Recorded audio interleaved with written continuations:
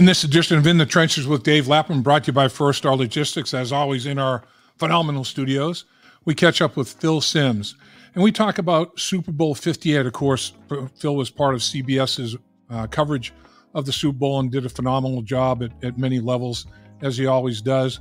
We talk about the Super Bowl, and we also talk about the quarterback play in the Super Bowl, and nobody does it better than Phil Simms. This guy knows his football. Great player and incredible broadcast talent.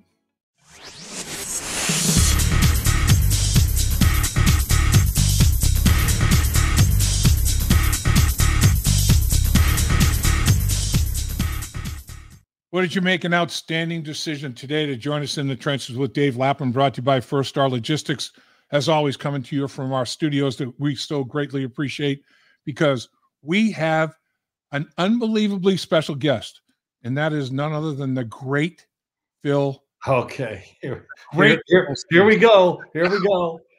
I'm talking about not just great player, not just Hall of Fame caliber player. I'm talking broadcaster. I'm talking human being. I'm talking every category there is. Phil Simms is great. You are the man. You know what it is, Dave? You just don't know me well enough. Otherwise, you wouldn't say all that, So I'm looking at here, the screen I'm on, In the Trenches.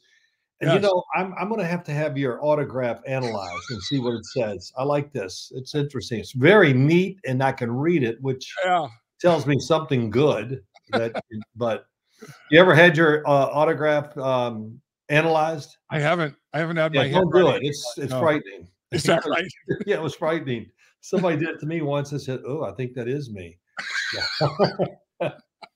Like reading your horoscope, but oh well. There you go. Talk to you, man.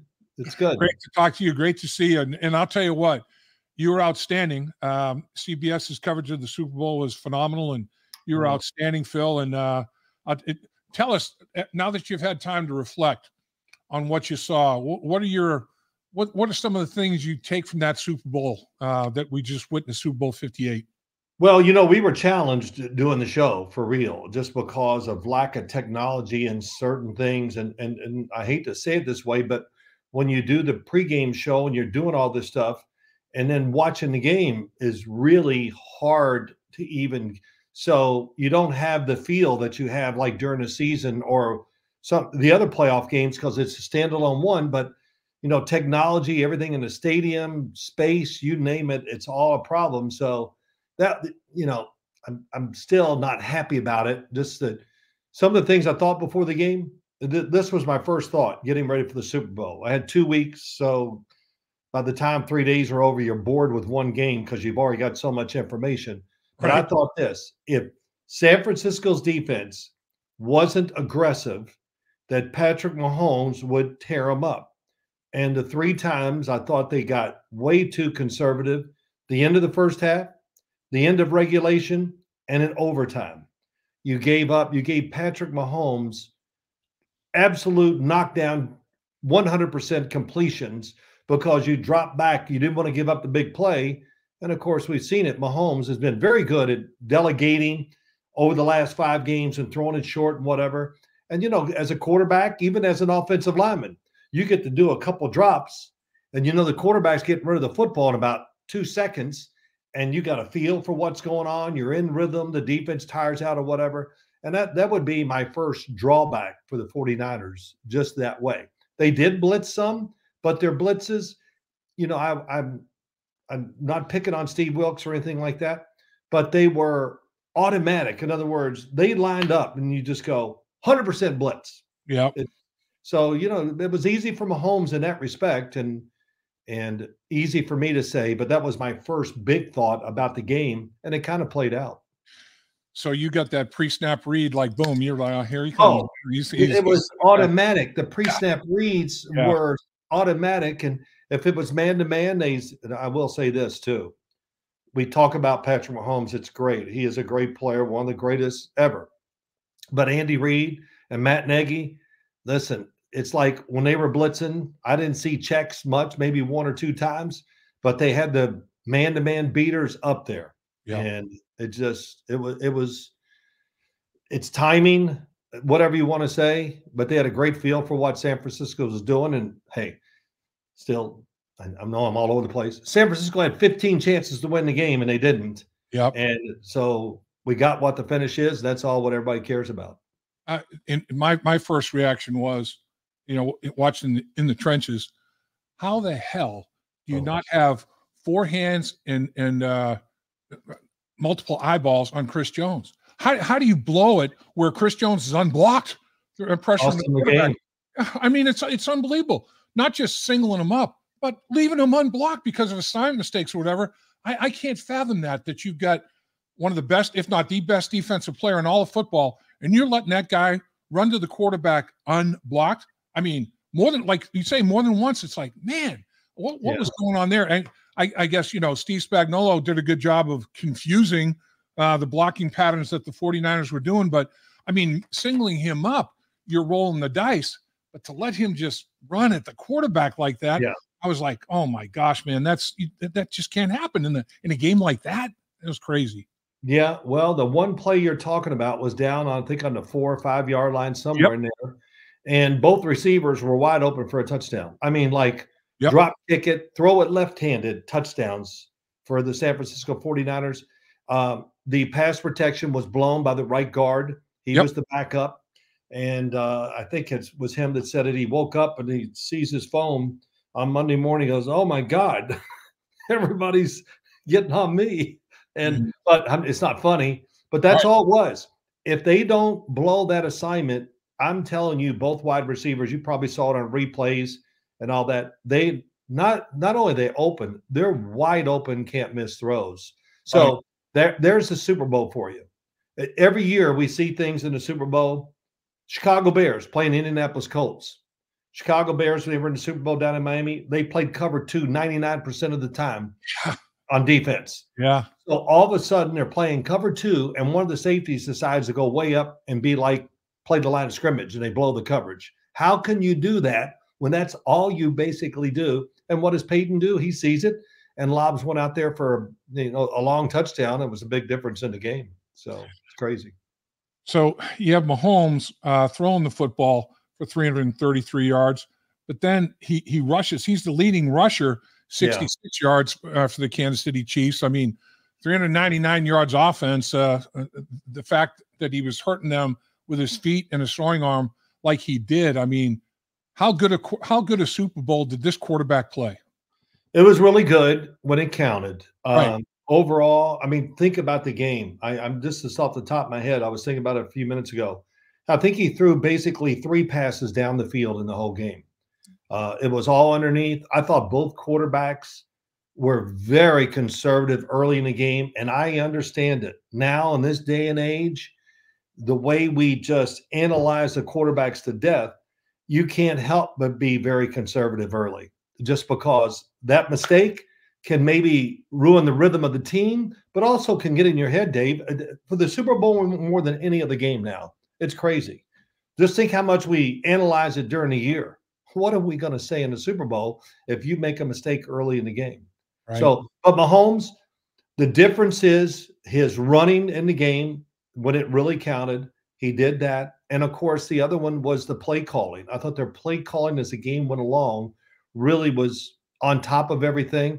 And a good example is that touchdown drive, the McCole Hardman touchdown, going across, stopping, coming back. Well, they didn't make the adjustment on defense. Really, that's a pretty easy adjustment.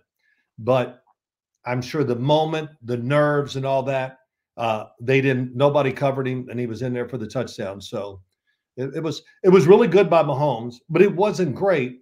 But it was great because of the situation. It's overtime. We got to get a touchdown to win it, all that. And honestly, they did it pretty easily. That sums it up in my estimation in a nutshell right there, what you're just saying, Phil, because in my mind, the Super Bowl was like 3 quarters. Yeah.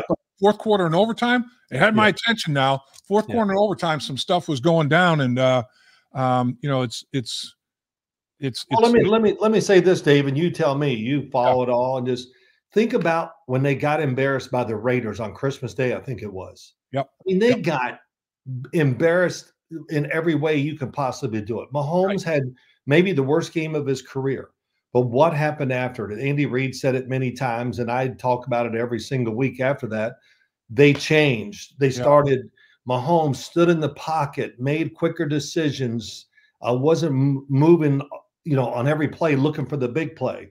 And the offense, hey, they were more patient, ran the ball. And the biggest thing is so many things to talk about, but maybe the biggest thing is their defense put them in position and made it viable for them to play a certain way because of how they were playing. And those the biggest game of all. How about that game in Baltimore? That was a knockdown, drag out fist fight. Yeah, it was. Kansas City was determined to show them we can play this way too. No doubt. Yeah. So Kansas City, on the run, on the fly, whatever you want to say it, they make the adjustment. You and I talked about it, I think, against the Bengals. Yep. That was when it started, and they followed it all the way through the playoffs. Yeah, to go on the road and do what they did, having to be the road team was was pretty impressive because Patrick Mahomes had the luxury of always playing at home, but he turned that worm. The thing that shocked me though, Phil, is the overtime. The players, the 49er players, not having any clue about the overtime rule. Now I can understand the Chiefs were involved in a game where they changed the rule, against the Buffalo Bills. Because they score and the Bills never get the football, and it's like, we got to change this. So they're acutely aware of what's going on, and Andy Reid probably reviewed it very often with his team. But to not have reviewed it at all with the players, to have a use check, Harvard, it's like we didn't know that if we scored a touchdown, we thought the game was over. I was like stunned to hear guys say that in the interviews after the game. It was shocking to me. Yeah, it was tough. It really was. The fact that, I don't know, Dave, when I think about it, would it have changed the way you played as a player? Right. That's my biggest thing. And look, I know Kyle Shanahan, and I know him really well and all that. Them taking the football and everybody, it's a big deal. I would have kicked off. I would have at least give me that extra down on our offense against that defense. Yep. If we need to, we can use all 4 downs. They came in handy for Kansas City, but that's just me, and that's what I think most people felt. Kick off and determine where you're at, and then go from there. Yep. But they decided, and he talked about it openly. Analytics says the third possession you win, and so that's going to be up to debate for a long time, and it's not going to be favorable to the San Francisco 49ers. That's for sure. Brock Purdy, 255 yards passing, touchdown pass, no interceptions. How do you think he handled, the pressure cooker of a Super Bowl? How do you think he played? I think he played okay plus, not great, good. He didn't turn it over. I thought there were, this is me being very critical and really focusing. I thought there's 3 or 4 plays that were put in and called to do a certain thing, and he didn't look at that guy sometimes. And that's where, oh man, I know, like they had one play, I could be wrong, and I'm sure somebody knows more than me about this. Christian McCaffrey got in a really funny formation in the backfield. And if I was on defense, I go, uh-oh, that's different. So they set it up and they did it. And a couple of plays later, they did it again and they got what they wanted. And I forgot which linebacker he was against. He went out and gave him a little quick move running right at him. And I think it's going to be a huge play. But Brock Purdy did complete the pass to an in cut. I forgot who that was to, too. Trying to think. It could have been, well, it doesn't matter who it was, the receiver. But there were a couple plays like that. Right. A long one down the field that was broke up by L'Jarius Sneed. If he just got rid of the football on time, I think it's going to be a touchdown. And then, unfortunately, your man, remember Chris Jones, planted his helmet right in Brock Purdy's chest, and Brock Purdy missed Deebo Samuel down the sideline for a touchdown too. So that's just a couple that come to my mind. And, of course, you talked about it to start the game, the show. Unblocked Chris Jones, 2 guys wide open for a touchdown and not able to throw the ball because a damn Chris Jones, you know more than me because you had to block guys like this, but he seems to get more athletic as time goes on. He's really I think that goes, he's so mobile and so limber. I mean, he's like I don't know what to say. I'm trying to say a word that is describes it and doesn't make people mad. He's like Gumby or something. I don't know. He's just limber as hell, and he uses it, and he's just a great athlete. That's exactly what I was going to say, Phil. He's Gumby that can bench 500. It's like, what the hell? What do you do with that? I mean, it's like, come on, man. It's like he is so powerful, so explosive. It's like, man, do I set strong for him? Okay, he'll quit me. Do I set soft? Oh, man, here he comes in the bull. And he has a good feel for, reading the guy's weight distribution, all that sort of thing, man. I mean, he is a problem. That's why I couldn't believe that in my mind, if I'm an offensive line coach, I make sure that I'm putting two bodies in that dude, man. Yeah, and since you're right, and I kind of go on this too. You want to double team him, you want to use your back every now and then to help out, stuff like that. And I say this is a tremendous compliment. Chris Jones knows when to turn it on. Yeah. I mean, it's not like he's and look, he's there. He's not going to go all out sometimes. And I don't think. But when the moment's big, look out. Yeah. And he proved it. He proves it all during playoffs, every game, and he just knows when to turn it on. And man, he's one of the top defensive players in the NFL. We don't talk about that enough, but man, he deserves a lot of credit. And he's a big guy that can go inside or outside. He's a freak. He really is. I mean, a free agent. You got to figure. I mean, Kansas City's going to try to figure something out, but I mean, it is crazy. Dave, Dave, would you go to another team if you're Chris Jones? I just can't imagine. Not if it's even within the neighborhood. Yeah. I mean, if I'm another team, I wouldn't even make a bid because you're not going to get him because they're going to find a way to keep him. He's a cornerstone of that team, just like Mahomes and Kelsey and whoever else you want to pick out. You take Chris Jones off that team, they're not going to win the Super Bowl. Agreed. Agreed. Yeah. Absolutely agreed. So quarterback play overall in the National Football League, Phil, last year. I know you haven't had time to review everything and every game and all that, but during the course of the season, what was and as the season concluded in the Super Bowl and everything, what was your overall opinion of quarterback play in the National Football League in 2023 and 2024? Listen, if a couple guys like Joe Burrow, if they stay healthy and all that, I think quarterback play is ridiculous. It's off the charts good. I mean, we just take for granted. I know the game has changed tremendously. I'm watching young quarterbacks now in college, and I'm actually grading them, or not grading them. I don't do that, but looking at more of the short passing game than I am the downfield because the NFL, it's pick, and then go for the shot. And that's what the league has turned into. And you got to be a machine throwing the routine throws. You just can't miss any of them. But the offenses have gotten better. But I think overall quarterback talent, the play, and whatever else you want to say, it's the best I've ever seen in the NFL. And it all comes down to this too. I don't care how talented you are, you need help. Yep. We need the coordinator, we need the play calls, the play designs, and we need people around us. And to judge it any other way, I didn't expect Bryce Young to be the best quarterback or have a great year at Carolina. I mean, I knew where they were at, and I didn't expect CJ Stroud to be so damn good. Did you see him in the NBA celebrity game? Yeah. Wow. Dude can ball, man. I mean, he's an athlete. He's an athlete. Hey, and I didn't see this at Ohio State, but it didn't deter me what I thought about him. I thought greatly of him. I thought he was the best quarterback coming out last year. But, man, he showed athletic ability with Houston that I didn't really recognize. It was so clever and quick. And then when I saw the All-Star game, I go, now it really makes sense. He's that guy. He's Joe Burrow. He is. What he is. He's a hell of a baseball player, too. A three-sport guy like Joe. You're right. Joe Burrow, same thing in high school, dominated, all three sports. It is crazy. Quarterback.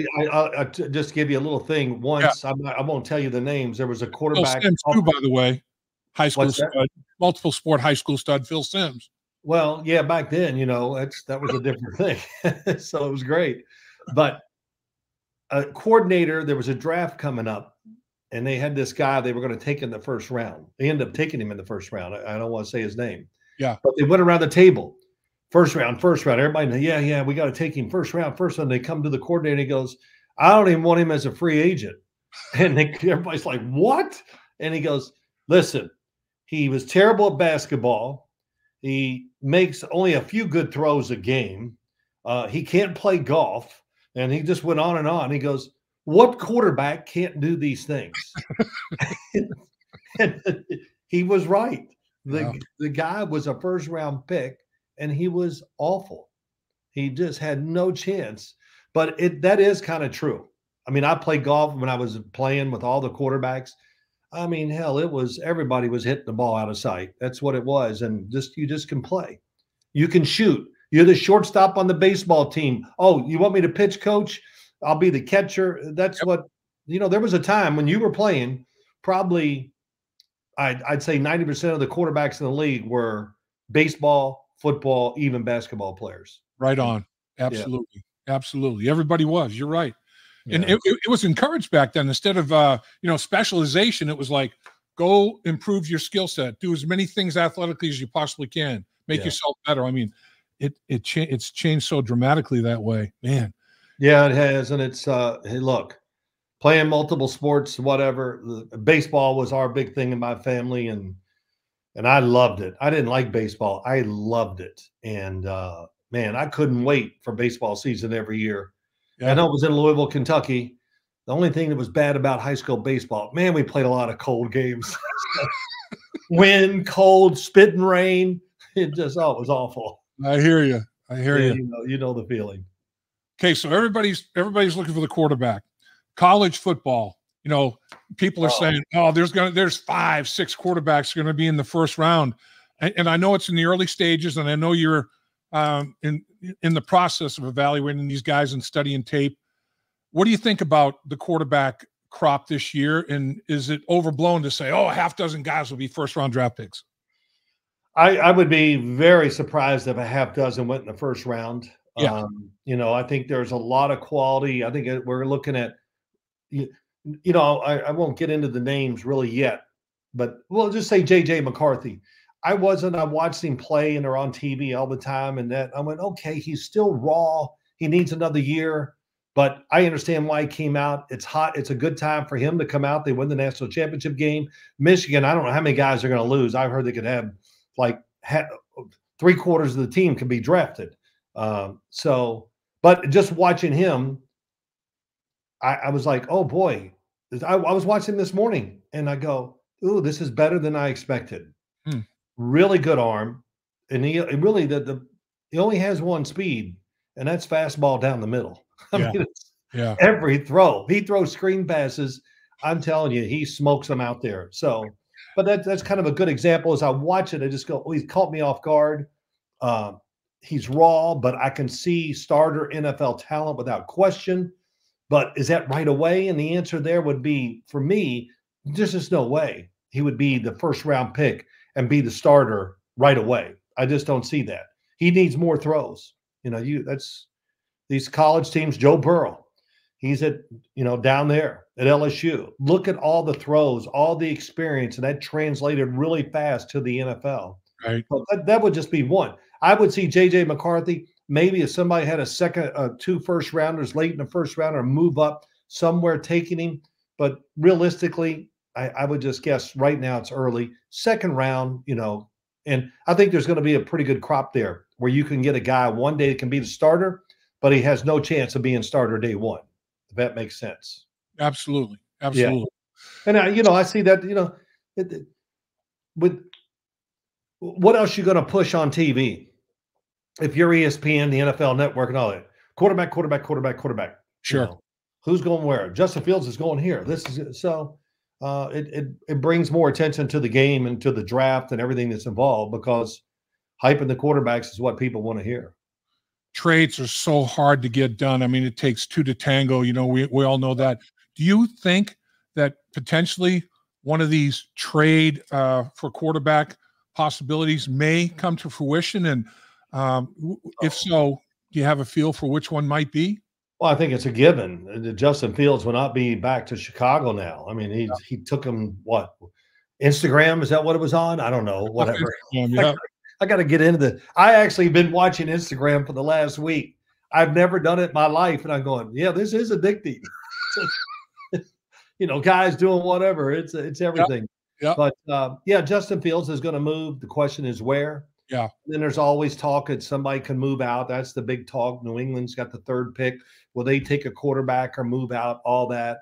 And, I believe this. I listen to a lot of smart football people and coaches, and they all say the same thing. But I understand it, but it's not reality now. You need to build the team inside out, and then we get the quarterback. Well, by the time you build it inside out and your quarterback's not the guy or whatever, you're fired. You know that now. So you got to go out there and get the quarterback, even though your team is not ready to support him. But we got to do it. Yeah. And what it does, the offensive coordinator and the head coach, they got to be creative and understand the positions they're in. And some of these guys will be ready to be starters first day, but to really help them out with all that. And one thing I see in college football, and I say it every year probably, there's a lot of bad offensive designs out there, Dave. A lot. As I look at it, I go, wow, I've even written it down twice already. This offense is awful. It has no correlation to NFL football, but I do like the quarterback's talent a lot. Yeah. So it's not what we think. There's the creativity in college football, and I understand lack of time, young kids, all that. But man, just helping the quarterback out, it's just like it's just not enough. That's for sure. You've hit on a thing that I think is so vitally important. Not the quarterback position, obviously first and foremost, but other guys too. If you get stuck with a coach that has got a horrible system and he's not a very good coach, but you're a pretty good talent, it can really hurt you. I mean, there's no question about it. And that to me is the biggest thing in trying to identify who's draft worthy at what round and everything. Because I mean, man, if you're fortunate enough to be in the right environment, it's like, you know what? Maybe the environment has elevated this guy's talent level, and this poor guy is in a crap hole, and he's pretty damn good. And figuring that out is the toughest thing, isn't it? Yeah, it is. And it's just this way. And, this is how I do it. And nobody else, I'm sure they go, well, Phil's wrong. And I don't care. Say it. That's what we do. I'm not worried about that. I'm really looking forward to telling the truth, what I see. And I'm going to really put the work in because I don't want to do a disservice to any of the players. Yeah. But so true. I judge the quarterback. I'm looking at him and the circumstances he's under. I can honestly tell you this. I don't know and won't look at their numbers. Their touchdown interception ratio. None of that. Completion percentage. I don't even care what the record of the team is. I just don't do it. I watch games after I kind of study them. I'll watch a few games to see the rhythm of the game and see what, get the feel that way. But the rest of it, you said it all. Give me some average talent and a badly designed offense, and I'm telling you what, you can take any good quarterback. We can take Patrick Mahomes and make it look pretty ordinary. So I'll give you one good example right there in Cincinnati. Look at Joe Burrow's offense at LSU his junior year. I liked him a lot. I said, man, this offense it's day one installation even in college. Right. And look what happens when they open it up. Then his talent, hell, even I was so shocked. I was like, damn, his talent's much more than I thought it was. And I think that's still true in today's game with these college kids too. So you got to be careful how you judge it. And don't just do it on numbers, their stats. Oh, when he throws deep crossers, he's 87%. Okay, I don't know. So that's just the way I do it. And I like it. And until it proves me dramatically wrong with a bunch of them, then I won't change. And people are very interested in your perspective and what you have to say about it. There's no question about it. Phil Simms. Yeah, I'm like you. I'm learning. I'm going to do a podcast. I'm doing a podcast with my young son. And, we were talking a little this morning. I said, yeah, man, I know you got a big mouth, son. So I know you'll tell the truth. But I'm looking forward to really just giving my opinion. This will be the first time I'm going to probably, I don't want to get into that. Oh, who's number one, the rating, where they go in the draft. I'm really looking forward to doing this with all the positions, but more with the quarterbacks than any other one. And just trying to tell the truth and analyze it as good as I can. Is it too early? Have you gotten into looking at other guys like Bowers, the tight end? No. Georgia? Okay. No, it's just, man, I tried to take last week off because of the Vegas, the season. Yeah. And I got to be honest too, man, if I had to watch any more film on NFL football, It's Gotcha. you know what I mean? Yeah. Hey, Oh, yeah. some days I sit there and go, oh, I don't know if I can. I just let me get up. Your eyeballs turn into lenses, man. It's like, what the Oh, heck? it just it's amazing. It is, but that's the season, and it's like playing. You don't realize how exhausted you are, right? When you were playing until the year was over, and you went, "Oh my God, Yeah. I'm out." And it's so recovering, even doing this job we do, it's a big thing for me. And I'm rested up, I'm ready to go, and it's a new challenge with college football, that's for sure. No doubt. Dave Lapham here, and every day I am grateful for my experience to have played professional football. As a player, I realized self-motivation, leadership, and appreciating your teammates are key. At First Star Logistics, you can use those same attributes to create the life you want for you and your family. Build your future by working hard like I did. You'll see results both on and off the field. Call First Star Logistics today and be part of our winning team. Opportunity knocking.